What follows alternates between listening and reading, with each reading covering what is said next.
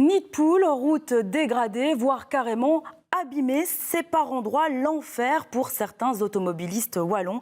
Certains disent même que les infrastructures routières du sud du pays sont les pires d'Europe. Alors pour y remédier, le gouvernement wallon compte investir 1,5 milliard en 6 ans pour améliorer la mobilité. On voit cela avec Guillaume Wolf.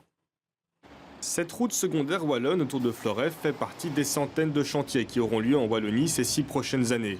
Budget 1,5 milliard d'euros pendant 6 ans, soit 250 millions d'euros par an. De gros budgets, mais pour faire quoi? Un revêtement déjà un petit peu fatigué et de ce côté-ci de la route, aucune piste cyclable. 2 éléments qui poussent la région wallonne à prévoir des travaux sur cette voirie. Dans le détail, plus de la moitié du budget ira aux routes secondaires et à la création de 800 km de pistes cyclables. 300 millions d'euros sont prévus pour les autoroutes, 350 millions d'euros pour augmenter le trafic fluvial de 10% en 10 ans et enfin 78 millions d'euros pour l'aménagement de voies de bus. De gros investissements sont donc prévus. Du côté des entreprises de construction, on se réjouit. C'est évidemment une bonne nouvelle avec une influence directe sur l'emploi.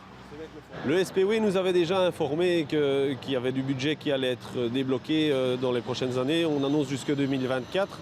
Et donc on avait déjà prévu un peu la chose. L'année passée, on a augmenté de 10% le personnel et vraisemblablement cette année-ci, ce sera encore sensiblement la même chose.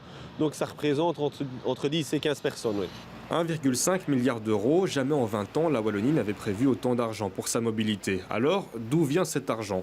Eh bien, en grande partie des prélèvements kilométriques sur les camions qui circulent en Wallonie. Le reste provient de la Sofico et du budget habituel du service public de Wallonie.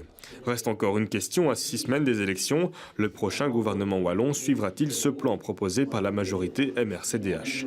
Ces dossiers ont été analysés vraiment de façon technique en considérant les priorités, les dégradations, les nouvelles techniques aujourd'hui possibles. Vous savez, quand un pont est dégradé, quelle que soit la majorité, il faut y répondre. Et surtout, il faut répondre vite à ces besoins de rénovation, de renouvellement.